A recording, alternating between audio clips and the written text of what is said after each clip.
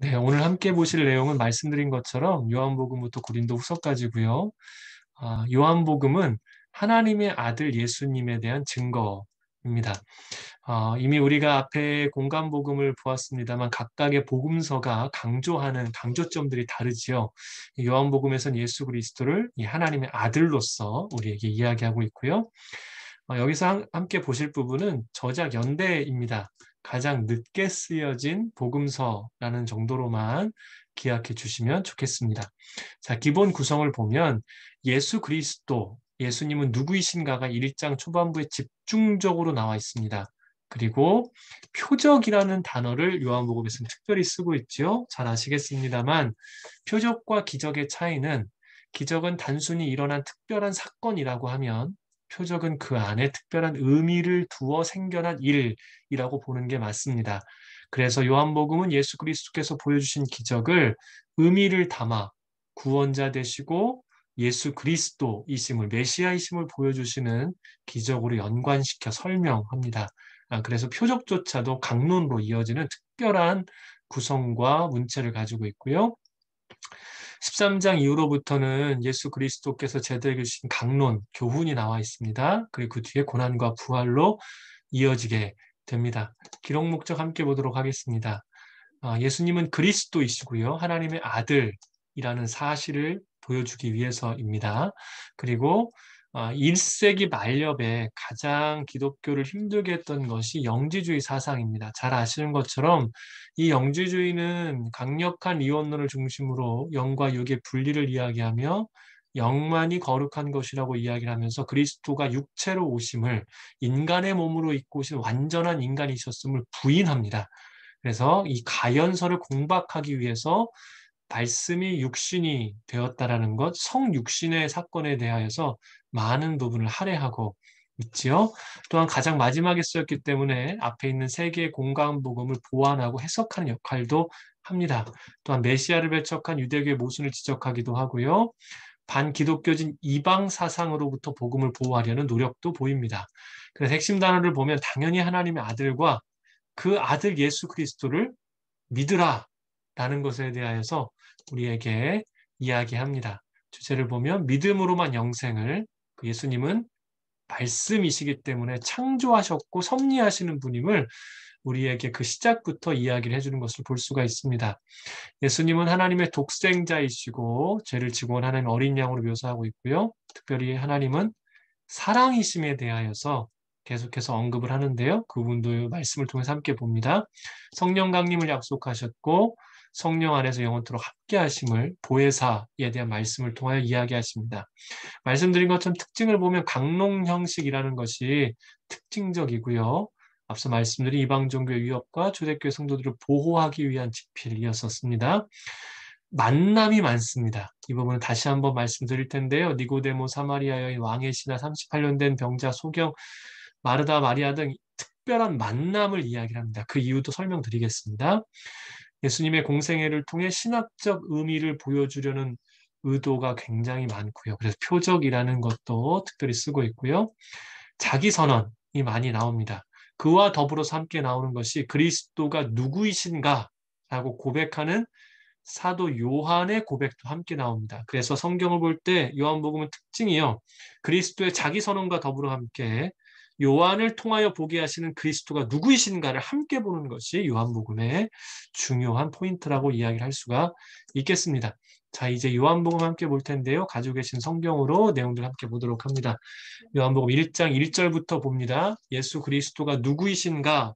자기 선언 외에 요한의 고백들로 우리가 함께 그 내용들을 보도록 하겠습니다. 1장 1절 봅니다. 태초에 말씀이 계셨습니다. 그 말씀은 하나님과 함께 계셨고 그 말씀은 하나님이셨습니다. 예수님을 말씀이라고 이야기했고요. 헬라 원어로 보면 로고스라고 표현합니다. 근원, 원리라는 의미를 가지고 있습니다. 그래서 히브리적 사고를 보게 되면 이 로고스라는 단어는 하나님을 대신하여 사용했던 단어입니다. 하나님이라는 단어를 그들이 쓰기를 주저한 경우들이 많습니다. 거룩한 이름을 함부로 올릴 수 없었기 때문에 이 단어를 썼었고요. 특별히 이들이 생각하는 로고스는 헬라적 사고와는 좀 다르게 로고스 하면 말씀, 말 혹은 논리적 의미가 강한데 히브리적 사고 안에서는 말씀으로 창조되었기에 이 창조, 곧 행동의 의미가 강한 것을 볼 수가 있습니다.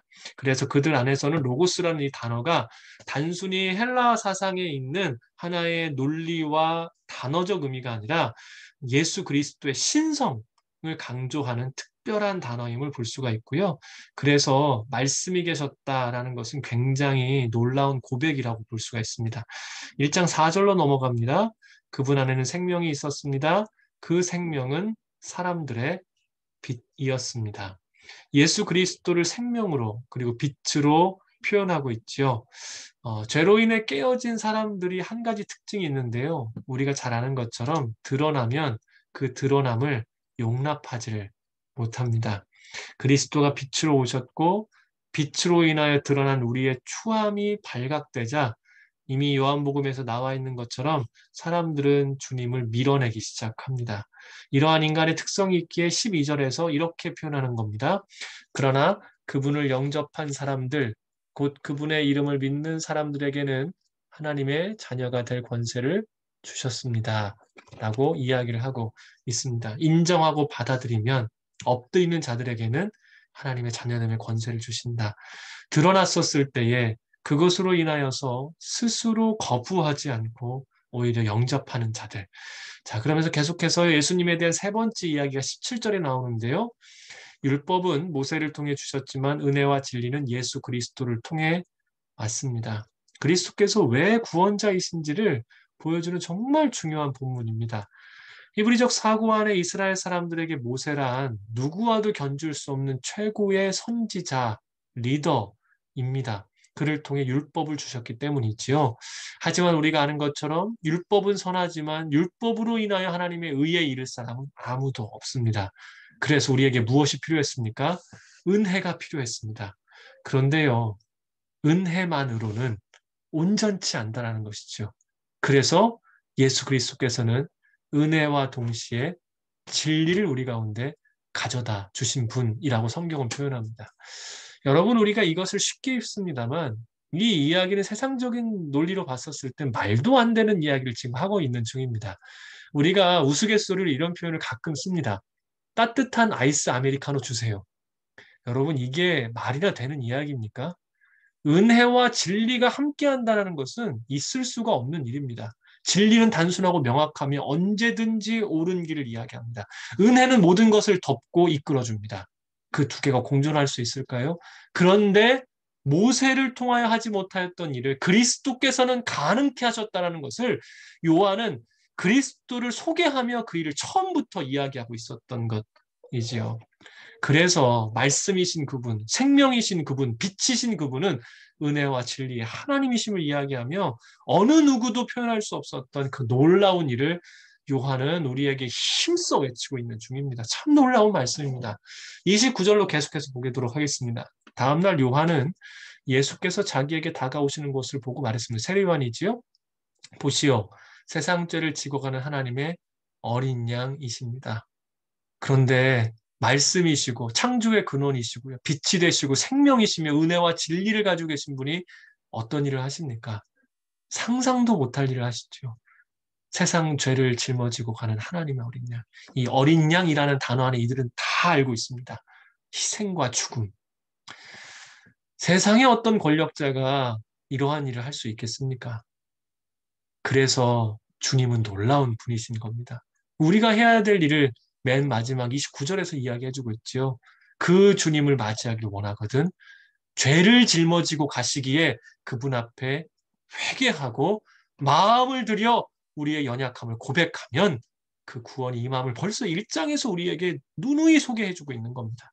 자, 3장으로 넘어가겠습니다. 5절, 8절입니다. 예수께서 대답하셨습니다. 내가 진실로 진실로 너에게 말한다. 누구든지 물과 성령으로 태어나지 않으면 하나님 나라에 들어갈 수 없다. 바람은 불고 싶은 대로 분다. 너는 그 소리를 듣지만 바람이 어디서 오는지 어디로 가는지 알지 못한다. 성령으로 태어난 사람도 모두 이와 같다. 니고데모가 주님을 찾아옵니다. 그런데 그가 선생이지만 알지 못하여 말씀해 주셨어요. 물과 성령으로 태어나야 한다. 여러분, 그런데요, 물과 성령으로 다시금 태어나야 함을 그가 또 여전히 알지 못하지만 주님은 그러한 자가 어떠한 사람인지에 대한 설명을 해주십니다. 그 8절입니다. 어떤 사람입니까? 나의 의지가 아닌 성령의 인도하심으로만 사는 사람이 물과 성령으로 태어난 사람이랍니다. 바람은 잘 아시죠? 바람에게는 의지가 없습니다. 기압골의 형성에 따라 불기도 하고 멈춰지기도 하는 것이, 방향도 바뀌고 크기도 바뀌는 것이 바람입니다. 하나님의 사람은 더 이상 자신의 의지와 생각으로 살지 않고요. 물과 성령으로 다시금 태어났기에 마치 바람이 부는 것과 같이 성령의 인도하심을 따른다라는 이야기입니다. 새로운 존재이고 내가 중심이 아닌 하나님이 중심이 됨을 이야기하지요. 이해하지 못하는 니고데모를 위해 16절과 17절 말씀해 주십니다. 하나님께서 세상을 이처럼 사랑하셔서 독생자를 주셨으니 이는 그를 믿는 사람마다 멸망하지 않고 영생을 얻게 하려는 것이다. 하나님께서 자신의 아들을 세상에 보내신 것은 세상을 심판하려는 것이 아니라 그 아들을 통해서 세상을 구원하시려는 것이다. 물과 성령으로 거듭나는 것이 뭔 줄 모르겠니? 네 앞에 있는 나를 믿는 것이다라고 이야기를 해주고 계시죠. 나를 믿는 것. 이 땅에 그 아들을 보내신, 하나님으로 보내신 그 아들을 믿는 것 계속해서 강조하십니다. 4장 넘어가겠습니다. 4장 42절입니다. 사람들이 여인에게 말했습니다. 이제 우리가 믿는 것은 당신의 말 때문에 믿는 것이 아니요. 우리가 그 말씀을 직접 듣고 보니 이분이 참으로 세상의 구주이심을 알게 됐어. 앞서 말씀드린 것처럼 요한복음의 특징은 만남을 강조합니다. 성육신하여 오셨음을 분명하게 드러내는 부분입니다. 만약 그분이 영으로만 계신 분이라면 이런 일은 일어날 수 없겠지요. 자, 1장에 보게 되면 요한의 두 제자가 예수님 만났다고 나옵니다. 그 중에 한 명이 안드레, 곧 베드로의 동생이었었고요. 이들이 하루를 주님과 함께 하고 난 다음에 명칭이 바뀌어요. 랍비어라고 갔던 사람들이 내가 메시아를 만났다라고 이야기를 하며 만남 가운데 변화를 설명해 줍니다. 나다나엘은 어떻습니까? 그 또한 예수님을 메시아로, 만남을 통해 메시아로. 니고데모 또한 어떻습니까? 앞서 말씀드렸습니다만 그가 만남을 통해 참된 진리를 듣게 됩니다. 그리고 우리가 지금 읽고 있는 4장에서는 사마리아 여인, 곧 수가성 여인에 대한 이야기가 나옵니다. 이 여인이 공허한 삶을 살고 있었는데 주님을 만나자 전도자로 변합니다. 그리고 그가 소개했던 예수님을 사마리아 성 사람들이 만나자 어떻게 됩니까? 42절이지요. 당신의 말 때문에 믿는 것이 아니라 직접 듣고 보니 세상의 구주이심을 알게 됐다라고 이야기를 합니다. 요한복음은 우리에게 뭘 이야기합니까? 아주 처음부터 대놓고 강조하는 게 있습니다. 주님을 경험하라는 겁니다. 그 만남을 가지라라는 것입니다. 주님과의 만남만이 우리 안에 참된 신앙으로 인도할 수 있음을 이야기를 합니다. 여러분 어떻게 만날 수 있을까요? 그래서 요한복음은 성령의 이야기를 우리 가운데 주는 것입니다. 성령께서 나를 증거할 것이고 그 성령의 인재로 통하여 주님의 만남을 허락하시는 것이죠. 자, 6장 넘어가겠습니다.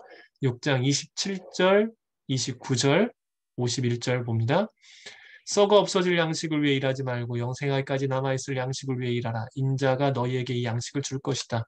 아버지 하나님께서 인자를 인정하셨기 때문이다. 29절입니다. 예수께서 대답하셨습니다. 하나님의 일이란 바로 하나님께서 보내신 일을 믿는 것이다. 51절입니다. 나는 하늘에서 내려온 살아있는 빵이다. 누구든지 이 빵을 먹는 사람은 영원히 살 것이다. 내가 줄 빵은 곧 세상의 생명을 위해 내주는 내 살이다. 오병이어 이후에 주셨던 강론이셨었지요. 뭐라고 말씀하십니까? 썩을 양식이 아닌 남아있을 양식을 위해 살아야 됨을 이야기를 합니다. 결국 우리의 양식이신 예수님, 주님을 위하여 사는 것이 남아있을 양식을 위하여 사는 것임을 이야기를 하고 우리 가운데 가르쳐주고 있습니다. 사랑하는 여러분, 우리가 먹는 것으로 인해 우리의 체질이 달라지는 것처럼 그리스도를 받아들여 그분으로 채워지는 것이 우리의 인생에 매우 중요한 일입니다. 그런데 이 일을 위해서 우리가 해야 될 가장 먼저의 일은 예수 그리스도를 믿는 것이라고 이야기를 하고 있고요. 그 믿음 가운데 허락하시는 것이 마치 그리스도를 먹는 것과 같음을 이야기합니다.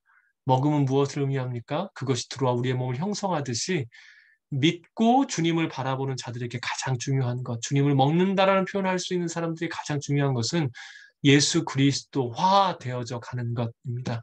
과연 우리가 오늘을 살아가며 어떠한 모습으로 살고 있는지 보시는 것이 중요합니다. 예수님께서는 6장의 말씀을 통해서요, 그리스도의 자기 선포, 곧 내가 생명의 빵임을 먼저 이야기하십니다. 8장 12절 보도록 합니다.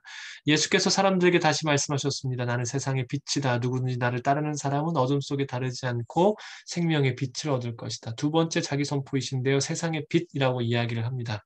그런데 이 빛의 은혜를 경험할 수 있는 방법을 뭐라고 말씀하십니까? 따라야 된다라고 이야기를 하세요. 따라야, 주님 가신 길을 따라가야 생명의 빛을 얻을 것이라고 이야기를 합니다. 그게 바로 믿음이지요.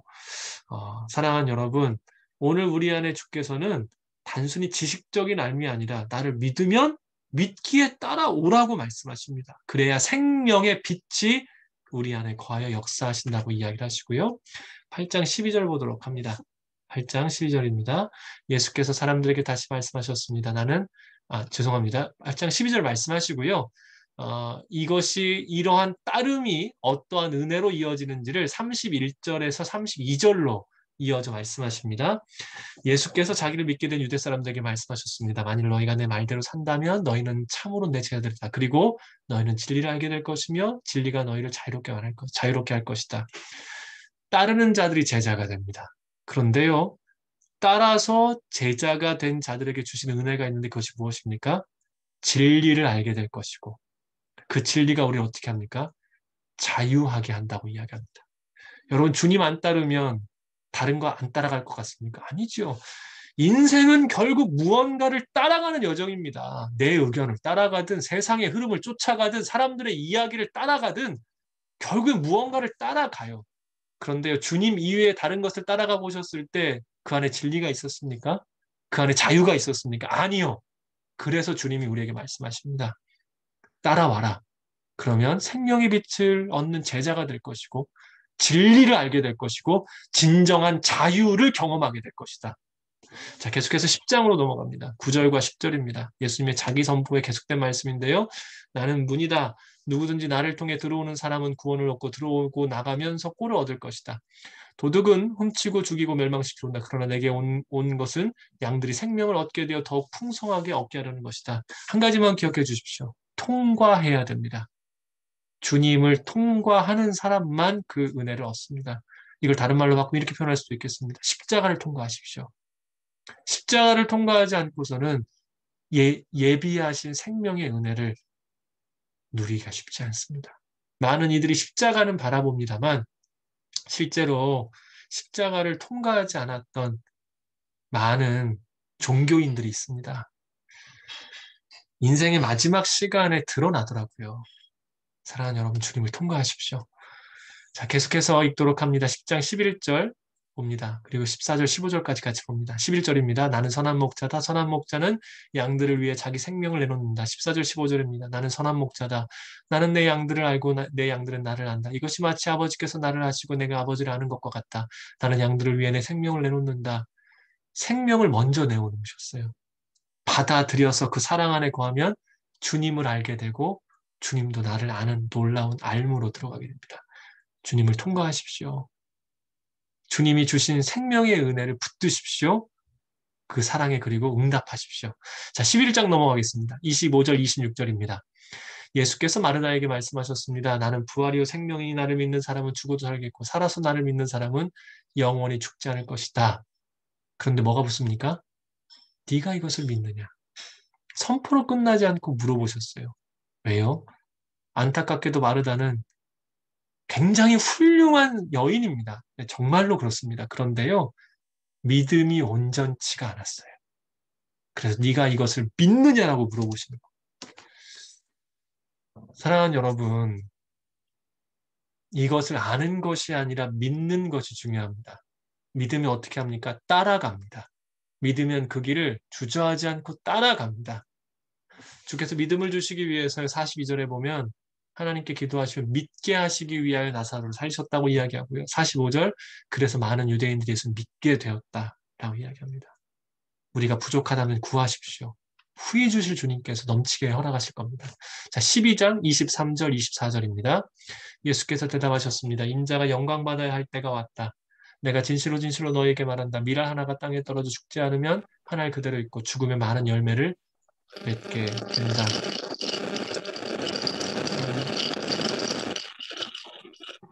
예수님께서 말씀하시는 영광은요, 세상의 영광과는 다른 영광을 우리 가운데 보게 하십니다. 그 영광은 세상은 더욱 높아지고 부요해지고 풍요로움을 이야기합니다만 잘 아시는 것처럼 요한복음의 영광은 십자가를 우리 가운데 이야기하죠. 그래서 영광은 십자가이고 그 영광은 희생과 죽음입니다. 그래서 여러분들 우리 자신에게 물어봐야 됩니다. 나에게 영광이란 무엇인가? 나는 무엇을 영광으로 삼고 있는가? 죽어야 사는 비밀이 내 안에 있는가? 네. 계속해서 13장 14절 15절로 넘어갑니다. 주이며 선생인 내가 너희 발을 씻겨 주었으니 너희도 서로 남의 발을 씻겨 주어야 한다. 내가 너희에게 행한 대로 너희도 행하게 하기 위해 내가 본을 보여주었다. 주님은 영광을 이야기하시며 미랄의 죽음을 이야기하시죠. 그리고 썩어져 죽으면 많은 열매를 맺을 것이라 이야기하는데요. 미랄처럼 사는 모습이 13장 14절 15절에 나와 있습니다. 선생인 자가 제자들의 발을 씻어주는 것이 미랄로서의 삶을 표현하시죠. 그리고 이 일을 다시금 34절, 35절로 이야기합니다. 내가 너희에게 새 계명을 준다. 서로 사랑하라. 내가 너희를 사랑한 것 같이 너희도 서로 사랑하라. 너희가 서로 사랑하면 이로써 모든 사람들이 너희가 내 제자임을 알게 될 것이다. 여러분 이게 새 계명이 맞습니까? 구약에서도 사랑에 대한 이야기가 여러 번 언급됩니다. 그런데 왜 이것이 새 계명이 됐을까요? 자신의 생명을 내어주어 다른 이를 살리는 사랑은 세상에 없었기 때문입니다. 그런데 그 생명을 내어준 그 대상이 누구입니까? 원수입니다. 원수를 위하여 자기 생명을 내어준 그 사랑, 세상 어디에서도 볼 수 없었던 새로운 사랑이었기에, 그리고 그 새로운 사랑이 구원으로 새로운 피조물로 우리를 만들어 가기에 주님이 이것을 새 계명이라고 이야기를 합니다. 내가 너희를 사랑한 것 같이. 어, 이게 나눔 질문으로 여러분들께 드렸었죠. 사랑하는 여러분, 과연 우리는 옛 계명에 머물러 있는지 새 계명에 머물러 있는지 생각해 주십시오. 세상이 보여주는 사랑만큼 상대에게 사랑하는 것은 오늘 우리가 새 계명으로 사랑하는 게 아닙니다. 남들 하는 것만큼의 사랑이요. 과연 우리가 정말 그리스도를 따르는 제자라고 이야기할 수 있을까요? 주님은 그렇게 말씀하시지 않으십니다. 너희가 서로 내가 보여준 사랑으로 사랑할 때야 비로소 사람들이 너희를 내 제자라고 이야기할 것이라 말씀하십니다. 오늘 세상이 교회를 향하여 그리스도의 제자라고 이야기하지 않는 이유는 이 새 계명이 우리 안에 지켜지지 않기 때문일지도 모릅니다. 14장으로 넘어가서요. 14장 1절과 2절 말씀 함께 보도록 합니다. 너희는 마음에 근심하지 말라. 하나님을 믿고 또 나를 믿으라. 내 아버지의 집에는 있을 곳이 많다. 그렇지 않다면 너에게 미리 말해 두었을 것이다. 나는 너희가 있을 곳을 마련하러 간다. 여러분, 믿음이 무엇을 만듭니까? 근심하지 않게 만든다고 이야기합니다. 믿음은 근심을 떠나보내고 우리 안에 하나님을 의지하는 담대함과 평강을 더해 주지요. 그런데 이 아버지의 집은 도대체 어떻게 갈 수 있을까요? 6절 말씀입니다. 예수께서 도마에게 말씀하셨습니다. 나는 길이요 진리요 생명이니 나를 통하지 않고서는 아버지께로 올 사람이 없다.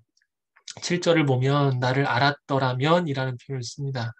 알미란 생명을 내어주신 사랑을 경험함으로 얻을 수 있는 부분인데요. 이미 허락하신 사랑을 깊이 받아들여 주님을 알게 되면, 그래서 주님이 길이요 진리임을 알고 주님을 바라보면 아버지 앞에 나아갈 수 있음을 우리 가운데 이야기합니다. 계속해서 주님은 자기 선포를 15장 1절 말씀을 통해 이렇게 표현하십니다. 나는 참 포도나무요 내 아버지는 농부이시다. 여러분 두 가지만 이야기하고 넘어가면 너무 많이 들으신 말씀이니까요. 첫 번째, 잘 아시는 것처럼 포도나무에 붙어 있어야 열매를 맺습니다. 너무나 단순하지만 우리가 정말 중요하게 생각해야 됩니다. 주님께 붙어 있지 않을 때가 너무 많거든요. 그리고 또 한 가지요. 여러분, 가지가 열매를 맺으면 누가 기뻐합니까? 하나님이 기뻐하셔야 됩니다. 그래야 열매로서 자격이 있습니다. 농부이신 하나님께 기쁨이 되는가를 꼭 돌아보십시오. 잘 붙어 있는가? 오늘 나의 삶이 주님께 영광이 되는가를 돌아봐야 내가 열매 맺는 삶인가 그렇지 않는가 구별됩니다. 맺었다고 다 열매가 아니기 때문입니다. 자, 14장 26절 보도록 하겠습니다. 그러나 보혜사 곧 아버지께서 내 이름으로 보내실 성령께서 너희에게 모든 것을 가르쳐 주실 것이며 내가 너희에게 말한 모든 것을 생각나게 하실 것이다. 보혜사 성령에 대한 특징입니다. 첫 번째가 뭡니까? 내가 말한 모든 것을 생각나게 하실 것이다. 말씀이 떠오르게 하시고요. 15장 26절입니다. 내가 아버지께로부터 너에게 보낼 보혜사 곧 아버지께로부터 진리의 성령이 오시면 그분이 나에 대해 증언해 주실 것이다. 말씀을 떠오르게 하고 예수님에 대해 증언하게 합니다. 여러분, 말씀이 떠오른다는 것은 곧 예수 그리스도를 떠오르게 하고요. 예수 그리스도가 누구이신지 알게 하신다는 게 성령의 역사입니다. 자, 16장 넘어갑니다. 8절, 13절입니다. 죄에 대해, 의에 대해, 심판에 대해 세상을 책망하신다. 무엇이 문제인지를 분별하여 알게 하신다라는 큰 특징이 있습니다. 인생에 있어서 분별은 굉장히 중요합니다. 먹지 않아야 될 거 먹게 되면 어떻게 됩니까? 죽지요. 영적인 것이 똑같습니다. 책망해야 될 것이 무엇인지를 알게 하셔서 분별하게 하시고 13절 봅니다. 진리 가운데 인도하실 것이다라고 이야기합니다. 여러분, 성령께서는요, 이러한 역할을 우리 가운데 행하십니다. 우리가 보혜사 성령으로 충만하였을 때 과연 어떠한 것들이 있는지를 알고 나의 상태를 알아가는 것도 중요합니다. 19장 넘어갑니다. 30절입니다. 예수께서 신포도주를 받으시고 말씀하셨습니다. 다 이루었다. 그리고 예수께서는 머리를 떨구시고 숨을 거두셨습니다. 다 이루었다. 누가 이 이야기를 할 수 있을까요? 어느 누구도 할 수 없는 이야기입니다. 육신의 몸을 입고 우리와 더불어 함께 사셨던 주님께서 다 이루었다 말씀하십니다. 그래서 하나님의 사람들은 걱정하지 않고 우리 안에 고민하지 않습니다. 사랑하는 여러분, 이미 주께서 우리 안에 있는 모든 죄의 문제들을 다 해결하셨습니다. 하지만 우리가 가져야 될 모습은 후에 로마서에서 보겠습니다만 또 다른 우리 안에 다른 모습이 또 필요하기도 합니다. 자, 20장 16절 보도록 하겠습니다. 예수께서 마리아에게 마리아야 하시자 마리아가 돌아서서 히브리어로 라보니 하고 말했습니다. 사랑을 강조한 부분이 요한복음에 있다라고 말씀을 드렸는데요. 예수님을 참으로 사랑했던 여인이 마리아였었습니다. 이 마리아는 예수님을 너무나 사랑해서 예수님께 다가갈 수 있었던 가장 첫 번째 날 새벽에 빈 무덤을 찾아갑니다. 빈 무덤임을 확인하고 너무나 놀라서 제자 두 명을 불러오죠. 바로 요한과 베드로입니다. 빈 무덤을 보았던 이들은 돌아가요. 그런데 마리아는 돌아갈 수가 없었어요. 너무나 사랑했던 주님의 시체마저도 보지 못했다라는 것이 마리아에게는 큰 절망이었었습니다. 여러분, 그래서 어떻게 합니까? 기다립니다. 끝까지 자리를 지키면서 기다렸어요. 왜요? 사랑했기 때문에. 그랬더니 부활의 첫 증인이 된 사람이 누구가 됐습니까? 바로 마리아가 되었습니다. 이 이유를 성경은 표현합니다. 마리아는 더 큰 사랑과 은혜를 입었기 때문이라고 설명을 하고 있습니다. 오늘 우리가 주님께로부터 사랑을 받은 사람이라면 무엇이 필요할까요? 주님을 사랑하기에 기다림이 필요합니다. 그러면 그 주님의 살아계심을 기다리는 그 자리, 사랑으로 기다리는 그 자리에서 경험할 수 있게 되지요. 계속해서 21절, 22절 봅니다. 예수께서 제들에게 다시 말씀하셨습니다. 너에게 평강이 있을지어다 아버지께서 나를 보내신 것처럼 나도 너희를 보낸다. 이 말씀을 하시고 제들을 향해 숨을 내쉬 말씀하셨습니다. 성령을 받으라. 참된 평강이 언제 올까요? 인간이 불안한 이유가 있습니다. 죽음 때문입니다. 죽음이라는 것이 우리의 삶을 불안으로 이끌어가죠. 사랑하는 여러분, 잘 아시는 것처럼 진정한 평강은 죽음의 권세를 이긴 자로부터만 받을 수 있습니다. 예수님께서 평강이 있을지어다 다른 본문에서 찾은 부분이 있다면 한번 말씀해 주십시오. 아마 이렇게 언급하신 부분이 없을 겁니다. 평안이 가라라고 이야기를 하셨지요. 평강이 있을지어다 선포하신 부분은 요한복음이 유일합니다. 왜요? 이미 죽음의 권세를 이기셨기 때문입니다. 죄로 인하여 죽을 수밖에 없는 그 모든 문제를 해결하셨기 때문입니다. 제가 여러분들께 꼭 바란 한 가지가 있습니다. 이 음성을 들으십시오. 그리고 부활의 능력의 주님과 더불어 사십시오. 수시로 사망의 권세가 우리를 위협합니다. 우리가 선포해야 될 건 무엇입니까? 주님은 부활하셨고 내가 그 주님을 믿기에 나의 평강은 절대 무너지지 않는다라는 사실입니다. 이 고백이 정말 중요합니다. 그리고 주께서는 약속하신 것처럼 주님이 다시금 승천하신 후에 약속하실 성령의 충만함도 우리 가운데 말씀하십니다. 부활의 주님을 믿는 자들에게는 그 은혜가 또한 임하게 될 것입니다. 자, 이제 사도행전 말씀 계속해서 함께 보도록 하겠습니다. 사도행전은요, 예수님의 증인된 사도들의 행적이고요. 보시면 누가복음 기록 후에 누가가 기록했습니다. 연도를 제가 정확하게 표현하기에 여러 주석을 찾아봤는데 정확하지가 않아서 누가복음 기록 후라고 표현을 해줬습니다. 예루살렘 구성을 보게 되면 예루살렘에서의 복음 증거를 통해서 팔레스타인 전역과 땅끝까지로 확장되는 모습을 볼 수가 있습니다. 그러면서 하나가 더 확장되는 게 있는데요. 고난과 박해라는 부분입니다.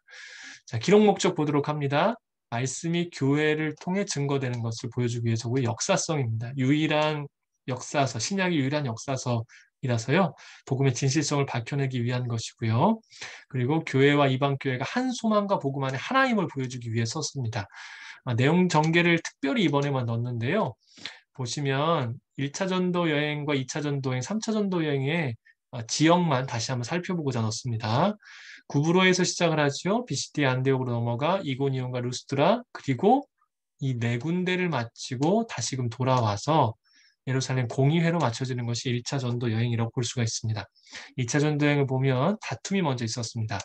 마가를 데리고 갈 것인가로 문제가 생겨서 바나바와 마가가 한 팀을 바울과 실라가 2차 전도여행부터 함께합니다. 자, 더베어에서 루스트라 선교로 이어지고요. 디모데를 만납니다. 자, 마게도냐 환상을 통해서 이 행로가 바뀌게 되죠. 유럽 안으로 들어가 빌립보로 들어갑니다. 데살로니가로 이어지고 베레와 아덴, 고린도에서 다시금 안디옥으로 귀환하는 형태로 되어 있습니다. 3차를 보게 되면 갈라디아, 부르기아를 시작으로 에베소와 마게도냐, 그리고 드로아, 환상을 보았던 그곳에서 다시금 누군가를 살리는 일을 하지요. 그러면서 어디로 갑니까? 이제 밀레도로 넘어가게 됩니다. 고별 설교가 이어지고요. 그리고 다시 두로로 넘어가지요. 이때 바울을 만료하고요. 가이사랴에서 아가보가 예언을 합니다. 자, 이 부분도 뒤에서 다시 한번 이야기하도록 하겠습니다. 자, 핵심 단어를 보게 되면 당연히 성령입니다. 그리고 교회가 세워져 가는 것을 볼 수가 있습니다. 주제를 보면 그리스도께서 성취하신 구속사역을 누가 성령께서 성도들을 통해 이루어 가시는 것을 볼 수가 있고요. 성교의 사명은 전 시대의 모든 성도들의 사명입니다. 교회의 근본은 그리스도이시고 설립과 운영은 성령의 강림과 인도입니다. 성령 충만한 교회는 보십시오. 사랑과 교제, 구제와 봉사, 선교가 함께 가는 것을 볼 수가 있습니다. 그리고 모든 민족, 인종, 신분의 차별 없이 구원 임하기에 복음을 증거해야 됨을 성령의 역사를 통한 선교가 있음을 이야기를 하고 있고요. 특별히 복음 전파의 사명을 이룬 과정에서 고난이 있음을 이야기합니다. 이 부분도 좀 더 깊게 보도록 하겠습니다. 특징을 보면 교량 역할이라는 것이 특징이고요. 그리고 유일한 역사서인데요. 베드로와 바울 행적을 중심으로 하고 있습니다. 성령의 역사를 강조하고 있고 구체적인 상황에 맞추어서 풍부한 어휘가 누가가 썼기 때문에 그렇습니다. 이미 앞선 누가복음도 그런 특징이 있었었죠. 갑작스러운 끝맺음인데요. 성도들을 통해서 이루실 복음의 확장을 보여주기 위한 것이라고 해석할 수가 있겠습니다. 계속해서 사도행전 함께 봅니다. 4절 1장 4절과 8절입니다. 그들과 함께 모여 있을 때 예수께서 이렇게 명령하셨습니다. 예루살렘을 떠나지 말고 너희가 내게 들은 대로 내 아버지가 약속하신 선물을 기다리라. 그러나 성령이 너희에게 오시면 너희가 권능을 받고 예루살렘과 온 유대와 사마리아 땅까지 내 증인 될 것이다. 기다리라 말씀하시죠. 여러분 기다림을 뭐라고 표현할 수 있을까요? 기다림은 간절함이라고 표현할 수가 있겠습니다. 그리고 이 기다림이 간절함이 되기 위해서는 그 안에 믿음이 있어야 되고 소망이 있어야 됩니다. 주께서 기다려라 라고 이야기하셨을 때는 이렇게 물으시는 겁니다. 너희 안에 간절함이 있냐? 이걸 다른 말로 뭐라고 할까요? 너희 안에 내가 말한 것에 대한 나에 대한 믿음과 소망이 있냐라는 표현입니다. 여러분 기다림이 있으십니까? 주 예수 그리스도를 기다리는 기다림, 성령의 충만함이 임할 기다림이 있으십니까? 간절함이 있느냐는 물음이고 우리 안에 주님을 향한 믿음과 소망이 있느냐는 믿음, 물음이기도 합니다. 계속해서 2장 1절에서 4절 봅니다. 마침내 오순절이 이뤘을 때 그들이 모두 함께 한 곳에 모였습니다. 그때 하늘로부터 갑자기 급하고 강한 바람 같은 소리가 있었고 그들이 앉아있던 온 집을 가득 채웠습니다. 그리고 마치 불 같은 혀들이 갈라지는 것이 그들에게 나타나 그들 각 사람 위에 임했습니다. 그러자 모두 성령으로 충만함을 받고 성령께서 그들에게 말하심을 따라 그들이 다른 방언으로 말하기 시작했습니다. 사도행전의 시작점이죠. 성령 행전의 시작입니다. 오늘 이 말씀을 함께 읽은 것은요, 이 놀라운 은혜가 우리 모두에게 더욱 충만하게 임하기를 간절히 소망합니다.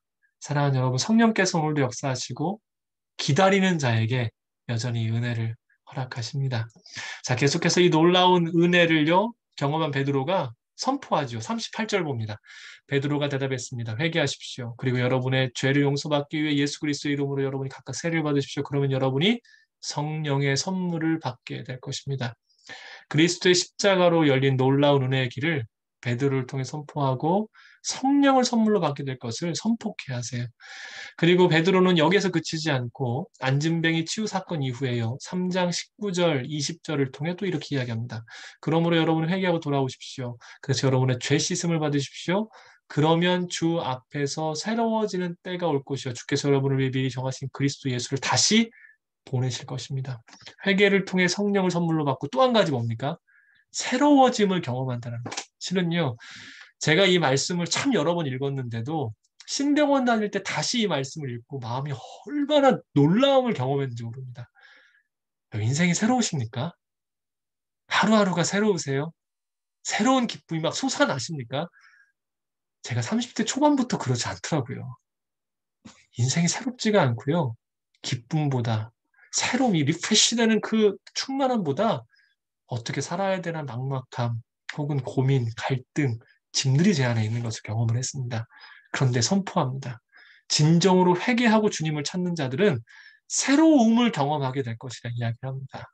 예, 그 은혜는 예비되어 있고 기다리고 주님을 바라고 참으로 회개하는 자들 가운데 오늘 경험케 하실 겁니다. 이 선포는요, 공회에 잡혀가서도 그대로 이어집니다. 4장 12절 보도록 합니다. 정말 중요한 말씀인데요. 예수 외에 다른 어느 누구에도 구원을 받을 수 없습니다. 하나님께서는 하늘 아래 우리가 구원받을 만한 다른 이름을 우리에게 주신 일이 없기 때문입니다. 아멘. 여러분, 사도행전은 무엇을 위해 그토록 선교하고 애를 쓰고 고난을 받고 죽음을 각오했습니까? 이겁니다. 이거 선포하려고요. 예수 외에 다른 어느 누구에서 구원을 받을 수 없고 하늘 아래에서 다른 이름을 구원자로 우리에게 주신 일이 없다라는 것을 선포하기 위해서 그들이 그토록 고난당하고 죽음을 당했던 일을 했다라는 것입니다. 여러분, 정말 주님 위에 다른 이름이 우리 가운데 없습니까? 그러면 주님의 이름을 부르십시오. 구원하실 것입니다. 더 중요한 것은 이제 그것을 아는 이들이 아는 것만큼 외쳐야 된다는 사실이지요. 우리가 하지 않습니다. 기다림으로 성령의 충만함을 받은 자들이 할 수 있습니다. 성령께서 하실 것입니다. 자, 5장 41절. 사도들은 예수 이름을 위해 모욕당하는 것을 합당하다고 생각하고는 기뻐하며 공회를 떠났습니다. 마치요, 마태복음 5장에 나와 있는 가장 놀라운 법, 팔복을 넘어서서 나의 이름으로 인해 고난받았을 때 기뻐하라는 그 주님의 말씀이 이들 가운데 있었어요. 이들이 복음의 사명을 감당할 수 있었던 이유가 여기에 있습니다. 고난당함을 기뻐합니다. 여러분, 우리의 인생의 기쁨이 뭡니까? 여러분, 오늘 뭐 때문에 기뻐하셨어요? 어떤 기쁨을 위해 사십니까? 인생은 결국 기쁨 때문에 삽니다. 제가요, 오늘은 특별히 10시 강의가 있기 때문에 교회에서 하지를 못합니다. 공간이 부족해서 하지를 못해서 집에서 10시 강의를 했습니다. 그래서 아이를 마중 나갈 수 있는 날이 돼서 아이를 마중을 좀 나가봤습니다. 아이가 좀 늦게 나왔는데요. 하교한 아이들이 옆에 놀이터에서 막 노는데 제가 봐도 아찔하게 생긴 그 조형물을 아이들이 막 올라가는 겁니다. 정말 아찔하게 생겼습니다. 아이들 키의 2배가 넘는 곳을 통나무를 타고 올라가서 막 뛰어내려오는 겁니다. 여러분, 아이들이 왜 할까요? 그걸요. 기쁘니까요. 즐거우니까요. 재미있으니까요. 여러분, 사도들이 왜 복음 전했을까요? 고난받으면서도 왜 복음을 전했을까요? 그게 너무 기쁘니까요. 그게 인생의 즐거움이었으니까요. 사람은 기쁨을 위해 삽니다. 그래서 기쁨을 무엇으로 두느냐가 정말 중요합니다. 여러분, 오늘 우리의 기쁨은 무엇입니까? 나는 무엇을 기쁨으로 두고 살아가고 있습니까? 이 일이 되기를 주님의 이름으로 축복합니다. 자, 6장 7절 봅니다. 이렇게 해서 하나님의 말씀은 계속 널리 퍼져나갔으며 이로써 예루살렘에 있는 제들의 수도 많이 늘었고 더욱이 수많은 제사장들도 이 믿음에 순종하게 됐습니다. 초대교회는 요한복음에서 말씀하신 서로 사랑하는 말씀을 따르는 공동체였습니다. 자기의 것을 나누며 서로 돌보아 칭찬받았기에 교회가 부흥했습니다. 오늘 우리 안에 정말 필요한 부분들이지요. 사랑하는 여러분, 교회는 칭찬받고 그래서 교회가 부흥해야 됩니다. 이 시대 가운데 우리가 정말 가져야 될 중요한 모습입니다. 자, 계속해서 7장 59절, 60절 보겠습니다. 그들이 돌로 칠 때 스데반은 주 예수여 내 영혼을 받아주소서라고 기도했습니다. 그러고 나서 스데반은 무릎을 꿇고 큰 소리로 주여 이 죄를 저 사람들에게 돌리지 마소서라고 외쳤습니다. 이 말이 끝난 후 그는 잠들었습니다. 스데반을 통해 하나님의 역사가 왜 일어나는지를 보여준 중요한 부분인데요. 여러분 혹시 이런 질문 해보셨습니까? 스데반은 어떻게 이럴 수 있었을까? 저는 못할 것 같아요. 여러분 하실 수 있으시겠습니까? 나를 누군가가 돌로 쳐서 죽여요.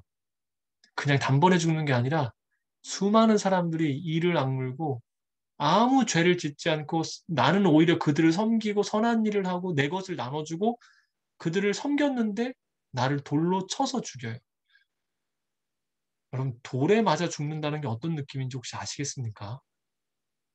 그런데 이 얘기를 할 수 있을까요? 어떻게 가능했을까요? 스데반이 대단한 사람이라서요? 아닙니다. 성령으로 충만했기 때문입니다. 사랑하는 여러분, 성령으로 충만하십시오. 우리가 비로소 성령으로 충만할 때에야 그리스도의 모습이 드러납니다. 자, 계속해서 보도록 하겠습니다. 8장 8절입니다. 그리하여 사마리아 도시 안에 큰 기쁨이 생겼습니다. 교회가 핍박을 받고요.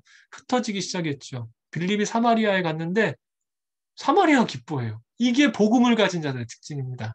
여러분들 안에 복음이 있으십니까? 그러면 가는 곳마다 기쁨이 임할 겁니다.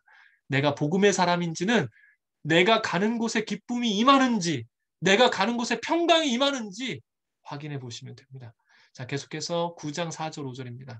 사울이 땅에 쓰러졌습니다. 그때 그는 사울아 사울아 네가 왜 나를 핍박하느냐는 음성을 들었습니다. 사울이 주여 누구이십니까? 라고 묻자 나는 네가 핍박하는 예수다. 사울이 이것 때문에 회심했잖아요. 왜 회심하게 됐을까요? 이 이야기가 여러분 읽으시기에 그렇게 감동적이십니까? 이런 생각을 좀 해봤습니다. 저에게 엄청난 힘이 있어요. 절대 권력이에요. 그런데 제가 정말 사랑하는 사람, 저를 위해 목숨까지 내놓은 저의 측근들을 어떤 한 사람이 죽이고 다녀요. 이건 어떤 느낌이시겠습니까? 그 사람 어떻게 하시겠습니까? 그런데요, 예수님께서 그러한 바울을, 그러한 사울을 이렇게 말씀하시는 거예요. 네가 왜 나 핍박하니? 라고 물어보세요. 그를 죽이지 않고요. 너 왜 나 핍박하니? 깜짝 놀라는 거죠. 그래서 어떻게 합니까? 누구십니까? 라고 했더니 이 죽일 놈아! 그런 게 아니라 네가 핍박하는 예수다. 사울이 여기서 뭘 느꼈겠습니까? 감당할 수 없는 사랑이에요. 자기는 죽이고 다녔는데 자기는 나를 핍박하는 사람이 아니라 내가 믿고 있는 종교에 거슬리는 사람을 그냥 죽였어요. 그런데 그러한 나에 대하여서 놀랍게 말을 걸고 품고 계시는 걸 경험하는 거예요.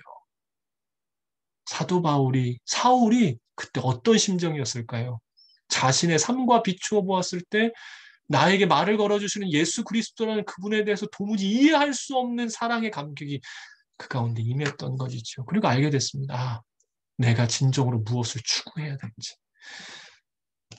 계속해서 봅니다. 사도행전 10장 4절입니다. 고넬료가 천사를 쳐다보고 주님 무슨 일입니까? 라고 물었습니다. 천사가 대답했습니다. 너의 기도와 네가 가난한 사람들에게 준 선물이 하나님 앞에 기억되는 제물로 올려졌다. 사랑하는 여러분, 주님께서요, 우리의 중심을 다한 기도와 선행을 기억하십니다. 외모가 아닌 마음 다한 기도와 진정한 선행을 기억하십니다. 어떤 은혜를 입습니까? 44절입니다. 베드로가 이렇게 말하고 있을 때 말씀을 듣고 있던 모든 사람에게 성령이 내려왔습니다. 좋은 것을 주십니다. 주 앞에 기억되는 자에게 하나님께서는 가장 좋은 것을 주십니다. 자, 11장 26절 계속해서 읽겠습니다. 그를 만나 안디옥으로 데리고 왔습니다. 그리하여 바나바와 사울은 1년 내내 그곳에 머물면서 많은 사람을 가르쳤습니다. 그리고 안디옥의 제자들은 처음으로 그리스도의 사람이라고 불리게 됐습니다. 예루살렘 초대교회가 참 훌륭한 교회였는데요. 안디옥 교회가 더 훌륭했습니다. 그래서 그들에게 그리스도의 사람이라는 이름이 붙여집니다. 바나바가 정말 훌륭한 사람이었고요. 바나바는 사도들 사이에서 어쩌면 아웃사이더처럼 힘들어했던 바울을 데려와요.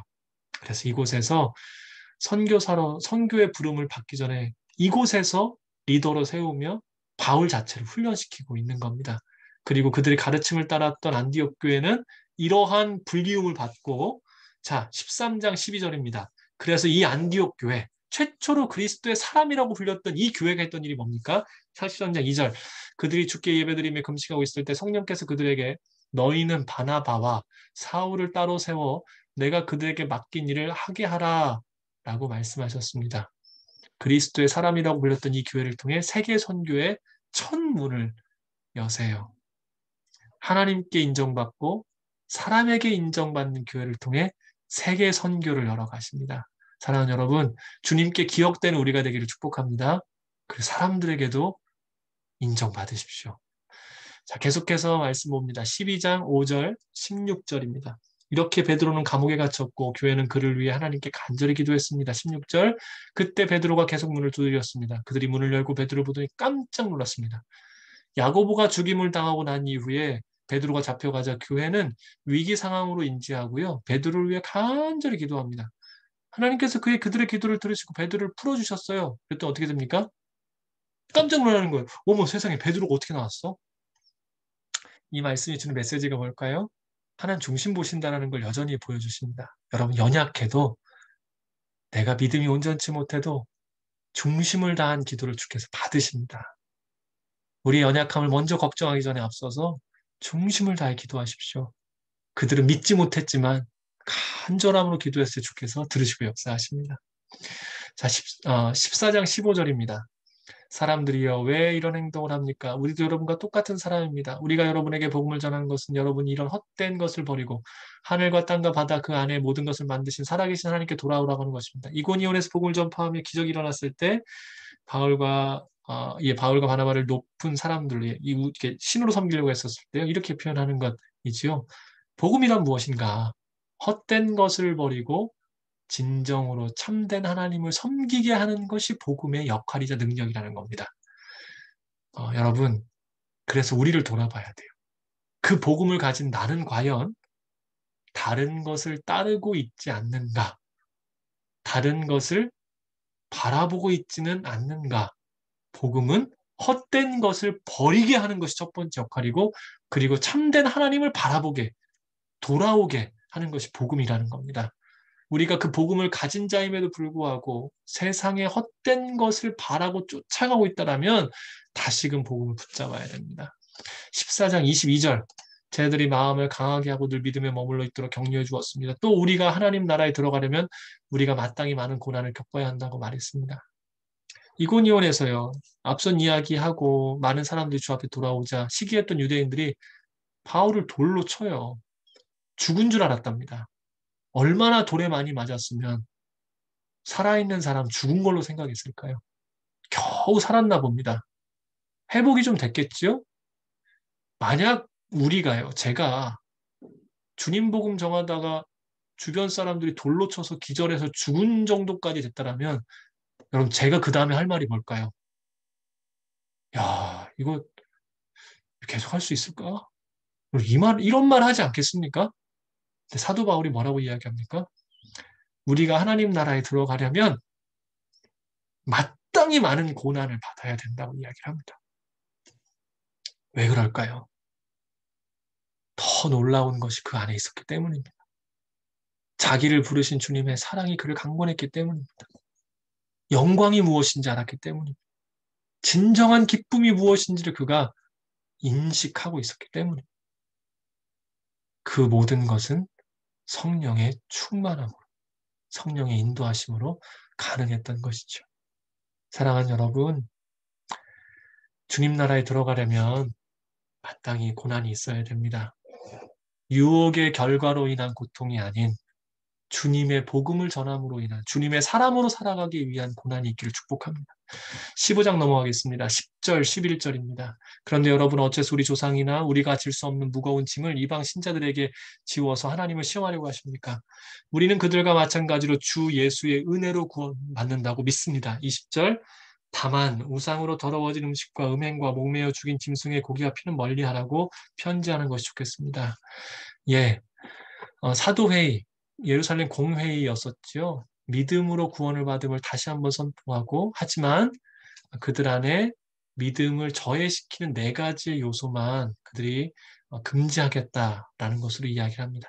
계속해서 16장 6절에서 10절입니다. 성령께서 아시아 지방에 말씀을 전한 것을 막으셨기 때문에 바울과 일행은 부르기아와 갈라디아 지방을 거쳐 무시아 지방에 이르러 비두니아로 들어가려 했습니다. 그러나 예수의 영이 허락하지 않으셨습니다. 그래서 그들은 무시아를 지나 드로아로 내려가게 됐습니다. 한밤중에 바울은 마케도니아 사람이 있어서 마케도니아로 와서 우리를 도와주시오 간청하는 환상을 보았습니다. 바울이 환상을 본 후 우리는 그들에게 복음을 전파하라고 하나님께서 부르셨다고 확신하고는 즉시 마케도니아로 떠날 준비를 했습니다. 선교의 주체는 누구십니까? 하나님이요. 여러분 이거만 꼭 기억해 주십시오. 주체가 하나님이 됐을 때 온전해집니다. 우리가 해야 될 것은 순종입니다. 18장 봅니다. 9절 10절. 어느 날 밤 주께서 환상 가운데 바울에게 말씀하셨습니다. 두려워 마라. 잠잠히 있지 말고 말하라. 내가 너와 함께 있으니 아무도 너를 해치지 못할 것이다. 이 도시에는 내 백성이 많다. 사랑하는 여러분, 우리는 세상의 부와 성공과 안락을 위해 살지 않습니다. 하나님의 영광을 위해 살고 사명으로 오늘 살아갑니다. 하나님 앞서 말씀드렸습니다만 주님을 따라가는 길은요. 안락함도 없고 부요함도 없을 수 있습니다. 하지만 그 안에는 진정한 참된 삶이 기다리고 있고 온전한 기쁨이 있고 우리를 향한 주님의 보호하심과 인도하심이 우리를 기다리고 있습니다. 약속의 말씀이 있지요. 고난이 있을지라도 주님은 여전히 보호하시고 우리 안에 참된 길로 인도하십니다. 계속해서 20장 22절 24절 봅니다. 그리고 나는 성령의 강권하심 가운데 예루살렘에 가려고 합니다. 그곳에서 내가 무슨 일을 당하였는지 알 수 없습니다. 오직 내가 아는 것은 어떤 도시에 가든지 감옥과 고난이 나를 기다리고 있을 것을 성령께서 내게 증언해 주실 뿐입니다. 사도 바울의 고백이 참 놀라워요. 모르고 가는 것이 아니라는 겁니다. 그는 알고도 갑니다. 그 이상의 것이 그를 인도하기 때문이지요. 그래서 뭐라고 합니까? 24절이요. 그러나 내가 달려갈 길과 주 예수께서 내게 주신 사명 곧 하나님의 은혜의 복음을 증언하는 사명을 다 완성하기 위해서라면 내 생명을 조금도 귀한 것으로 여기지 않습니다. 사도행전은 이 복음의 전파를 통해 우리에게 묻고 있는 한 가지가 있어요. 앞서서 계속 말씀드렸습니다만 진정으로 가치 있는 삶이 무엇인가 오늘 우리에게 묻고 또 묻습니다. 어떤 게 정말 귀한 삶인지를 묻습니다. 지금의 시대를 포스트 모던이라고 이야기합니다. 여러분 포스트 모던의 특징이 뭔가요? 개개인이 신이 되는 세상입니다. 모두가 내가 기준이 되고 나를 위해서 사는 내가 신이 되는 세상입니다. 그래서 세상은 앞으로 더욱더요. 자신의 안락, 편의, 이익, 안전을 위해서 살아갈 겁니다. 그런데 성경은 다른 이야기를 해요. 너를 희생해라, 너를 버려라, 주님을 위해 살아라, 세상의 빛과 소금이 되어라. 오늘 우리가 주님의 사람이라면 이러한 고백이 있어야 됩니다. 어려움이 있고 고난이 있을지라도 세상이 이야기하는 것처럼 개인의 안락과 부여와 명예를 위해서 하는 것이 아니라 주신 사명, 더 큰 영광, 말할 수 없는 기쁨을 위해 사는 우리여야 되는 것 있죠. 이러한 삶 가운데 주시는 은혜가 있어요. 37절 보십시오. 그러자 그들은 모두 소리내어 울면서 바울을 껴안고 입을 맞추었습니다. 여러분, 인생을 가장 행복하게 살 수 있는 비결이 뭡니까? 나를 위해 울어줄 수 있는 사람과 더불어 사는 인생입니다. 여러분은 어떠세요? 여러분을 위해 울어줄 수 있는 동역자들이 곁에 계십니까? 여러분, 이런 동역자 어떻게 얻을 수 있습니까? 답이 나와 있습니다. 주를 위해 살면 이러한 동역자들을 얻을 수 있습니다. 주를 위해 나를 내어드리면 이러한 동역자들을 만날 수 있습니다. 여러분, 주저하지 마십시오. 물러가 있지 마십시오. 외롭다고 말하기 전에 앞서서 주를 위해 한 번 더 힘차게 나아가 보십시오. 이러한 동역자를 얻을 것이고 인생에 참 기쁨을 누리게 될 것입니다. 23장 12절 13절입니다. 이튿날 아침 유대 사람들이 음모를 꾸미고 바울을 죽일 때까지는 먹지도 마시지도 않겠다고 맹세했습니다. 이러한 음모는 40명이 넘는 남자들이 가담했습니다. 악한 일에도 이러한 투지를 보인다라면 과연 주님의 일을 위해 어떤 투지를 보여야 될까요? 이 말씀을 읽은 이유는 과연 우리가 어떠한 모습을 보여야 될지 다시 한번 생각하기 위해서였습니다. 자, 27장으로 넘어가겠습니다. 23절에서 26절입니다. 어젯밤 내 하나님 곧 내가 섬기는 하나님의 천사가 내 곁에 서서 바울아 두려워 마라 네가 마땅히 가이사 앞에 서야 한다. 그래서 하나님께서 너와 함께 항해하는 모든 사람들의 생명을 너에게 맡겨주셨다라고 하셨습니다. 그러니 여러분 안심하십시오. 나는 하나님을 믿으니 내게 말씀하신 대로 이루어질 것입니다. 그러나 우리는 밀려서 어느 섬에 닿게 될 것입니다. 하나님의 사람들의 역할이 뭘까요? 빛과 소금입니다. 하나님의 사람들은요, 길을 보여주고 안정감을 갖게 하고 혼란스러운 때에 어떤 것이 바른 것인지를 알게 하는 것이 하나님의 사람의 특징입니다. 혼란스러운 이때에 여러분들을 통해 주변의 사람들이 안정을 얻고 주님의 길을 볼 수 있도록 역할을 다해 주십시오. 28장 31절 어떠한 방해도 받지 않고 담대하게 하나님의 나라를 선포하고 주 예수 그리스도에 관한 것을 가르쳤습니다. 예, 사도행전은 이렇게 마무리가 됩니다. 자, 계속해서 우리 로마서 말씀 함께 보도록 하겠습니다. 로마서는 복음에 나타난 하나님의 의에 대해서 우리 가운데 이야기해 주는데요. 기록연대를 보면 57년경으로 생각해 볼 수가 있습니다. 그래서 우리가 알 수 있는 게 뭘까요? 여러분, 서신서가 먼저 쓰여졌습니까? 복음서가 먼저 쓰여졌습니까? 예, 서신서가 먼저 쓰여졌다는 것을 알 수가 있습니다. 계시된 하나님의 의를 통하여 하나님의 의에 대한 변론으로 이스라엘에 대한 구원에 대한 이야기를 하고요. 앞에서는 이론적인 부분이라면 뒤에서는 실천적인 부분으로 로마서는 크게 구분되어 있음을 볼 수가 있습니다. 자, 계속해서 보게 되면 믿음으로 구원을 받는다. 예, 공로와 율법이 아니라는 것, 로마 교회에 그러한 부분이 있었기 때문에 썼습니다. 자발적 교회, 예, 로마 교회는요 자생했어요. 그래서 율법주의와 방종의 문제에 대해서 지침을 주기 위해서 같은 내용이지요. 그리고 로마 교회 내 유대인 성도와 이방인 성도 갈등이 있었기 때문에요. 이것을 해소하기 위해서. 왜냐하면 이런 율법주의의 문제로 인해서 이 갈등을 완화시키기 위함이었었습니다. 자, 그리고 로마 방문 계획을 알리고 스페인 사역을 지원받기 위해서이기도 하고요. 자, 이신칭이 이신득이가 특징입니다. 그 핵심 단어입니다. 오직 믿음으로 의롭다함을 받는다. 하나님 의로우시고 은혜로우신 분이시다. 죄는 하나님을 영화롭게 하지 않는 것. 교만한 마음으로 나타내는 모든 행동임을 이야기하고 있고요. 스스로 구원 안 된다는 것이 로마서의 중요한 주제입니다. 성도는 의인이지만, 예, 그렇죠. 죄의 구습에서 못하게 성화의 삶을 살아야 된다. 예, 이러한 것 자체가 놀라운 은혜입니다. 자, 그러면서 우리는 윤리적 의무까지 로마서는 실천적인 부분 이야기하고 있고요. 가장 직접적이고 포괄적인 구원의 원리를 성경에서 가장 직접적이고 포괄적 원리를 제시하고 있고요. 서신 가운데 최고의 논리죠. 그래서 논문과 같습니다. 그래서 어려운 부분이 솔직히 있습니다. 구원과 의의 실천적인 교훈이 조화롭게 이루어져 있고요. 많은 신앙의 선배들이 이것을 통해 회심하고 자신의 삶 가운데에서 중요한 시기를 이 말씀으로 이겨냈다라고 우리 가운데 이야기합니다. 자, 계속해서 로마서 말씀 봅니다. 1장 16절 17절입니다. 나는 복음을 부끄러워하지 않습니다. 이 복음은 모든 믿는 사람에게 구원을 주시는 하나님의 능력이기 때문입니다. 먼저는 유대 사람에게요. 다음으로는 그리스 사람에게입니다. 복음에는 하나님의 의가 계시되 믿음으로부터 믿음이 이르게 합니다. 기록되기를 의인은 믿음으로 살 것이다 라고 한 것과 같습니다. 여러분들은 복음을 어떻게 여기십니까? 복음이 자랑이고 능력입니까? 아니면 부끄러우십니까? 정말 해야 될 말씀이 많이 있습니다만 시간상 다 드리지 못합니다. 그래서 과연 복음에 대하여 우리가 어떻게 여기고 있는가 한 번 더 바라봐 주십시오. 3장 봅니다. 23절에서 25절입니다. 모든 사람이 죄를 지었으므로 하나님의 영광에 이르지 못합니다. 그러나 그리스도 예수 안에 있는 구속으로 인해 하나님의 은혜로 값없다, 의롭다는 인정을 받습니다. 하나님께서는 예수를 속죄제물로 내어주셨습니다. 의롭게 되는 것은 예수의 피를 믿음으로써 이루어집니다. 이는 하나님께서 오래 참으시는 가운데 과거에 지은 죄를 간과하심으로 그분의 의의를 나타내시기 위함입니다. 모든 사람이 다 영광에 이르지 못하게 되었지요. 인간은 스스로 구원할 수 없고 이제 예수 그리스도가 오심으로 인하여서 우리가 구원받게 됨을 이야기하고 있습니다. 그러면서 27절에 다시 한번 이야기합니다. 오직 믿음의 법으로만 우리가 진정한 구원의 이름을 이야기합니다.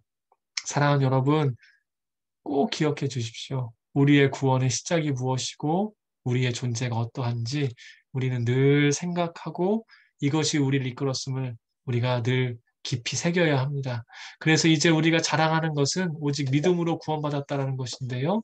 그래서 4장에서는 그 믿음의 선조였던 아브라함, 그리고 5장으로 이어지게 되는데 이 놀라운 속죄의 은혜로 인한 믿음으로서의 고백을 5장 8절에서 이렇게 이야기합니다.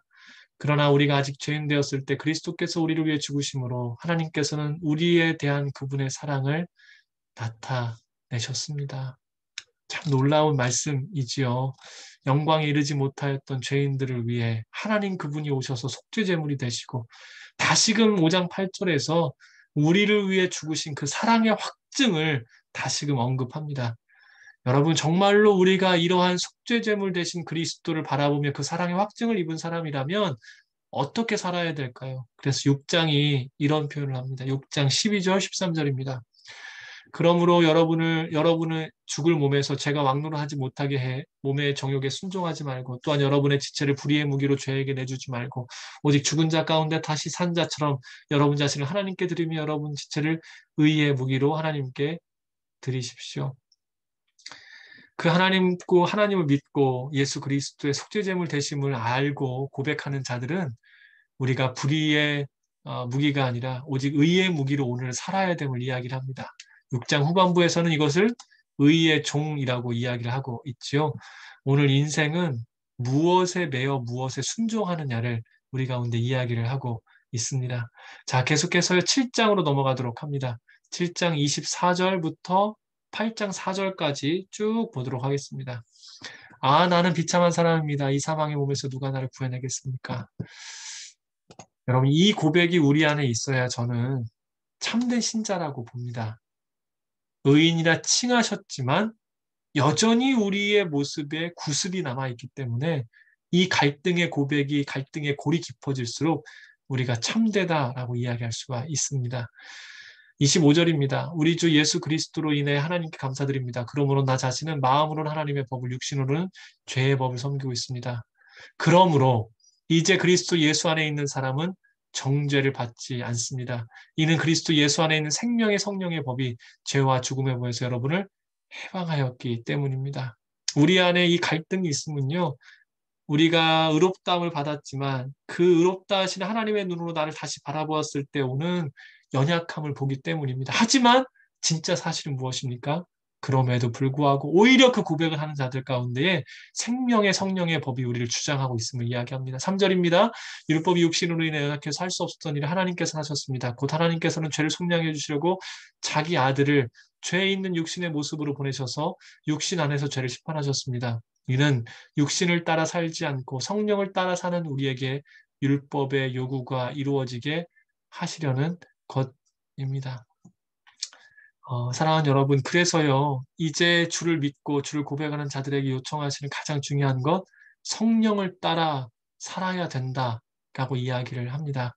그래서 성경은 9절에서 보면 그리스도의 영이 없으면 그리스도의 사람이 아니다라고 이야기를 하고 이 하나님의 영을 받은 사람들은 하나님을 아바 아버지라 부르며 상속자가 되었음을 이야기를 합니다. 그런데 여기 특징이 한 가지가 있죠. 무엇까지 상속합니까? 고난까지 상속하는 겁니다. 왜요? 우리는 주님을 따라가는 사람이기 때문에 그렇습니다. 8장 26절 함께 읽습니다. 성령께서도 우리 연약함을 도와주십니다. 우리는 마땅히 무엇을 기도해야 할지 알지 못하지만 오직 성령께서 친히 말로 할 수 없는 탄식으로 우리를 위해 간구하십니다. 이 말씀을 읽은 이유는요. 여러분 기도가 언제나 항상 잘 되진 않으시죠. 예, 제가 그렇습니다. 그래서 어려울 때마다 이 말씀을 외웁니다. 외우고 10번이고 20번이고 외우다 보면 성령께서 마음을 터치하시는 것들을 참 많이 경험했습니다. 여러분들께도 은혜가 될 것 같아서 함께 말씀을 드립니다. 자, 37절에서 39절로 이어져 갑니다. 그러나 이 모든 일에 우리를 사랑하시는 분으로 인해 우리가 넉넉히 이깁니다. 나는 확신합니다. 죽음이나 생명도 천사들이나 악마들도 현재이나 장래이나 어떤 능력도 높음이나 기쁨이나 다른 어떤 피조물도 그리스도 우리 주 예수 안에 있는 하나님의 사랑에서 우리를 끊을 수 없습니다. 1장부터 시작되어 이제 우리 가운데 보여주신 3장의 놀라운 성량의 은혜, 5장 8절을 통하여서 보여주신 그리스도의 사랑의 확증, 그리고 이제 우리가 어떻게 살아야 되는지를 보여주고 다시금 우리로 하여금 그리스도께서 우리를 속량하심으로 더 이상 죄의 법에서 해방되었음을 이야기하는 그 놀라우신 흐름들을 본다면요. 여러분 8장의 고백은 당연한 이야기입니다.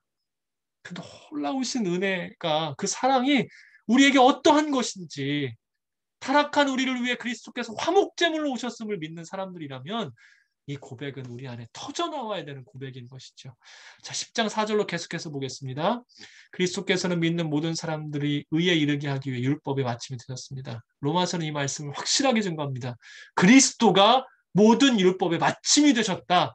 우리가 매여 사는 것이 아니라 완성되신 주님을 따라 살면 그 모든 것이 우리 안에 이루어짐을 이야기하고 있습니다. 11장 36절입니다. 만물이 그분에서부터 나오고 그분으로 인해 그분에게 돌아갑니다. 그분에게 영광이 영원토록 있기를 빕니다. 아멘. 8장 마지막 부분이 사랑의 찬가이고요. 11장 마지막 부분은 지혜의 찬가. 특별히 지혜의 찬가 중에서도 개인적으로 이 36절 상반절을 정말 귀하게 생각합니다. 만물이 그분에게부터 나오고 그분으로게 돌아간다라는 것을 우리가 고백할 수 있다라면 여러분 우리의 삶은 결코 흔들리지 않습니다. 하나님께로부터 나와 하나님으로 인해 있고 하나님께로 돌아간다는 것을 고백하는 자가 어찌 흔들릴 수 있겠습니까? 저도 늘 되뇌이는 말입니다. 주님께로부터 나왔고 주님으로 인해 지금 존재하고 주님께로 모든 것이 돌아갈 것이다. 우리의 신앙을 다시금 새롭게 붙잡을 겁니다. 그리고 이 고백입니다. 지금과 같은 이 놀라운 흐름과 고백을 통해서 결국 하는 이야기가 뭐냐면 12장 1절에서 2절 말씀을 한다는 것이죠. 그러므로 형제들이여 내가 하나님의 자비하심으로 여러분들이 권합니다. 여러분의 몸을 하나님께서 기뻐하시는 거룩한 산제물로 드리십시오. 이것이 여러분이 드릴 영적 예배입니다.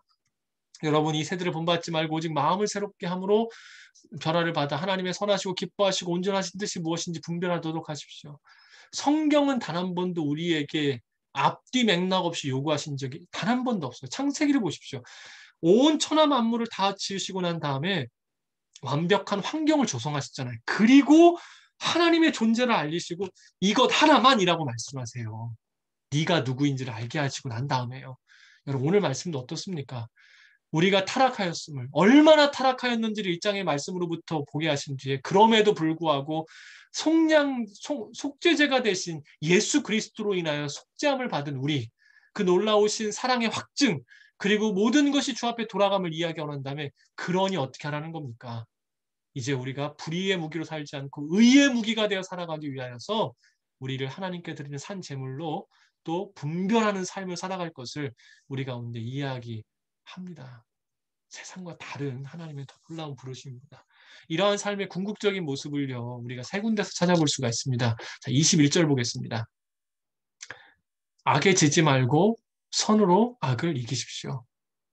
여러분, 오늘 우리가 산 제물로 주님께 드려진 바 되고 분별하는 삶의 그 중요한 모습은요, 많은 구체적인 가르침이 있습니다만 저는 특별히 악에 지지 말고 선으로 악을 이기라는 말씀이 정말 중요하다고 생각을 합니다. 자, 그러면서요, 13장 10절 봅니다. 사랑은 이웃에게 악을 행하지 않습니다. 그러므로 사랑은 율법의 안사입니다. 선으로 악을 이기지 말고 사랑함으로 상대를 대하라 라는 말씀으로 이어지죠. 그리고 이제 14장 15절입니다. 만일 음식 문제로 여러분의 형제가 근심하게 되면 더 이상 사랑을 따라 행하지 않는 것입니다. 그리스도께서 위에 죽으신 그 형제를 음식 문제로 망하게 하지 마십시오. 진리 이외에 다른 어떤 것으로 여러분 실족하게 하지 말아 주십시오. 오늘 우리가 해야 될 것은 바로 이러한 모습임을 꼭 기억해 주십시오. 자, 계속해서 고린도전서 함께 보도록 하겠습니다. 고린도전서는요, 교회 내에 있는 문제들에 대한 해법을 제시했다라고 볼 수 있고요. 자, 55년경에 쓰여진 것으로 추정할 수가 있습니다. 교회 현안들에 대한 훈계로 넘어가고 이제 질문과 답으로 넘어가는 것을 볼 수가 있습니다. 자, 고린도는 어떤 곳이었나? 번성하는 한국의 상업도시로 부자였었죠. 그리고 항구 도시였기 때문에 문화가 문제되고 그러므로 만신 숭배가 있었었고요.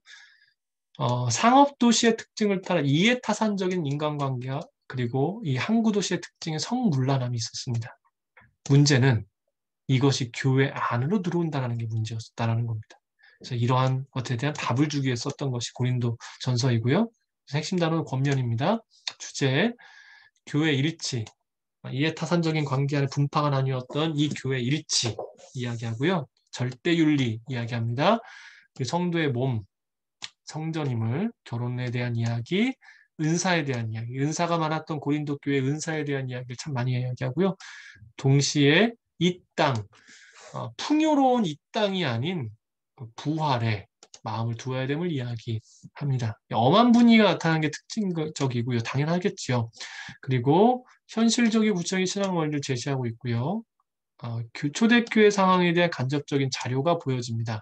가장 문학적인 내용이라고 볼 수도 있는 것이 특징이라고 이야기할 수가 있겠습니다.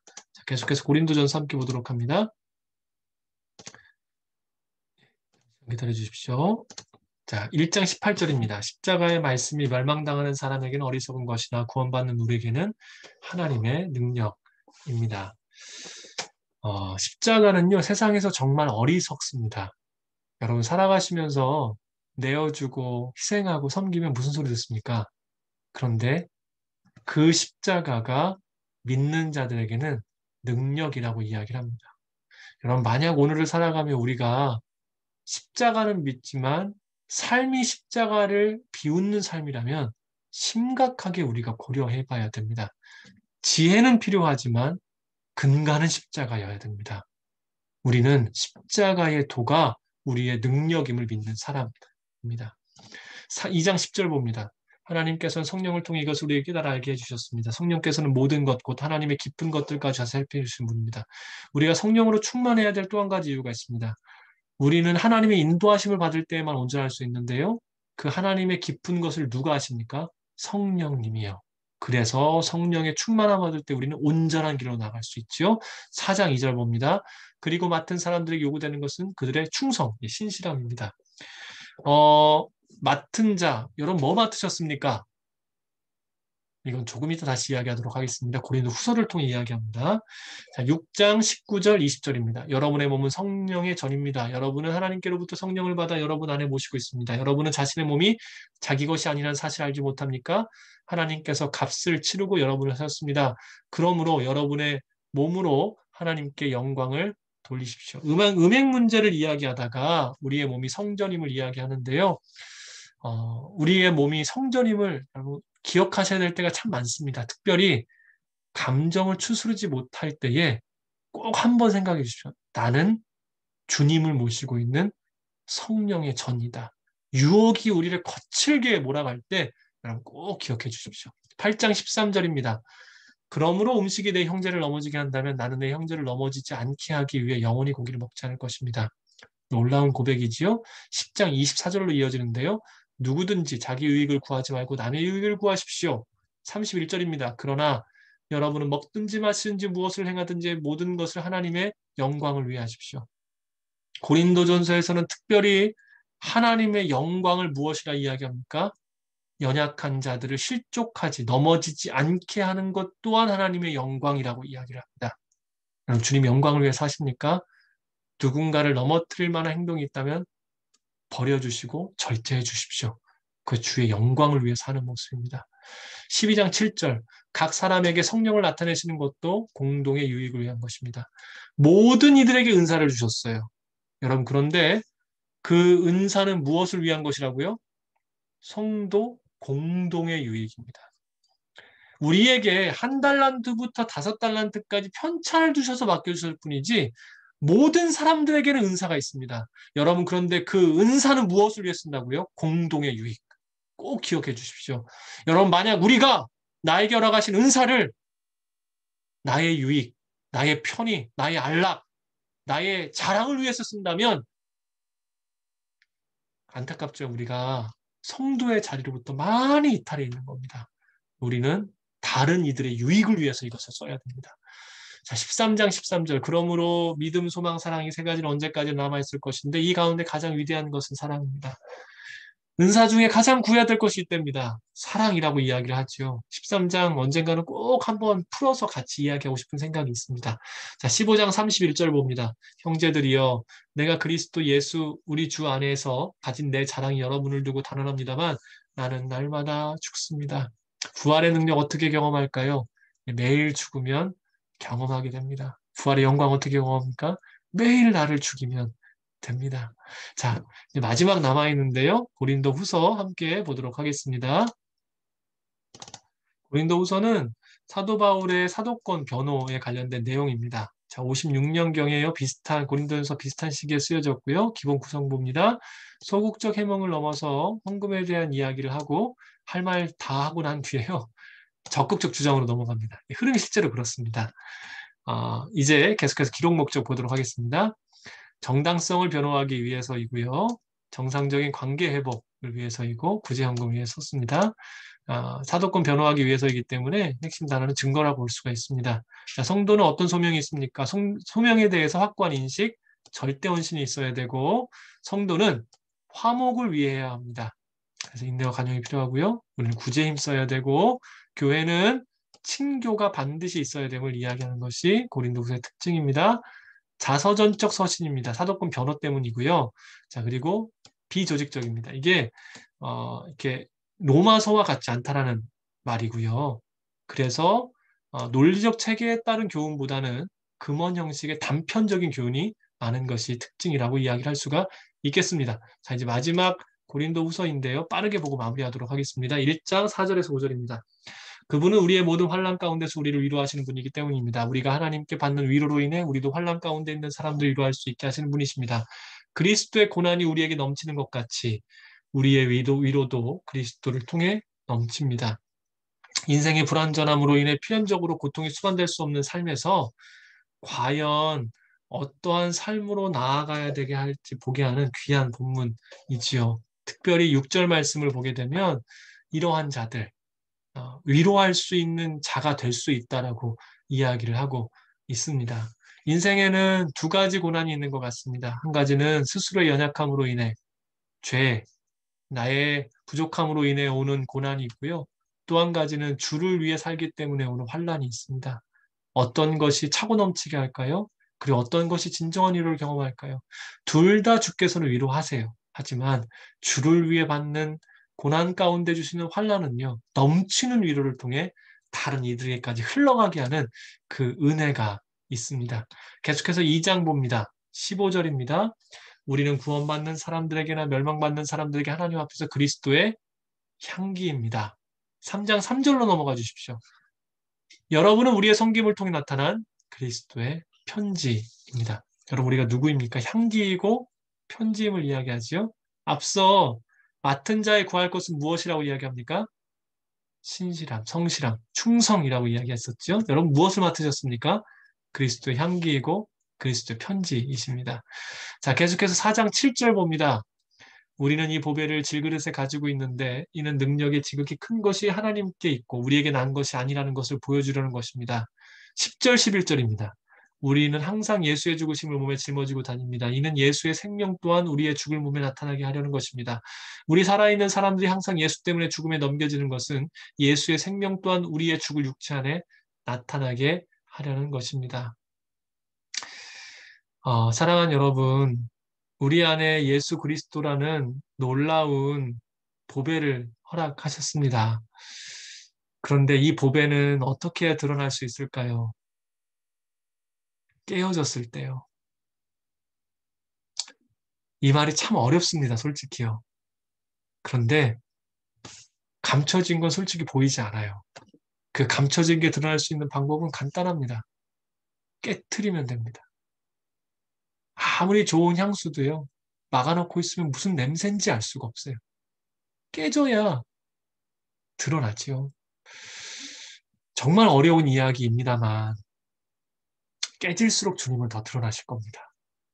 깨질수록 그 생명이 나타날 겁니다. 우리가 깨어지면 깨어질수록 그 영광이 나타날 겁니다. 자, 5장 15절 보겠습니다.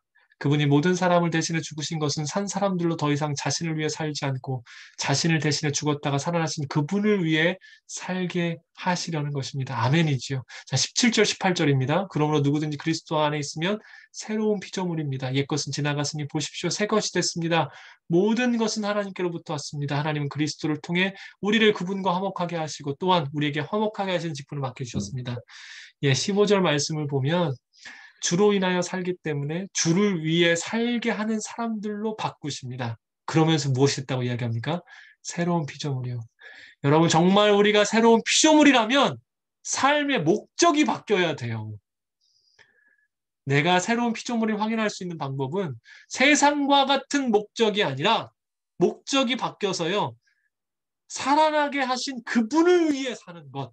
그것이 목적이 되기 시작하면 내가 정말 새로운 피조물이구나라는 것을 알 수 있다는 것입니다. 그런데 그들에게 맡겨주신 직분이 있어요. 그게 뭡니까? 화목하게 하는 직분. 이 일을 위해서 5장 말미에 보면 하나님과 먼저 화목하라고 다시금 이야기합니다.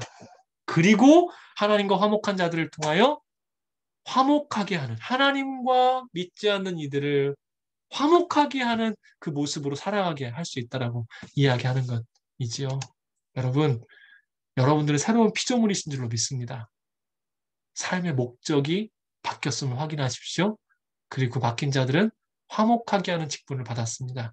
여러분들을 통해 많은 사람들이 주님을 만나 그 화목과 평강을 누리길 소망합니다.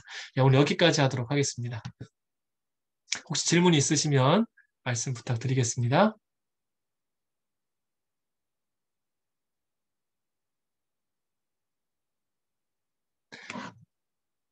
네, 오늘 시간이 많이 지나서요. 혹시 질문이 없으시면 저희 장로님 기도하고 마무리하면 될 것 같은데요. 혹시라도 장로님 기도 중에 기도하시다가도 질문이 떠오르시면 말씀해 주시면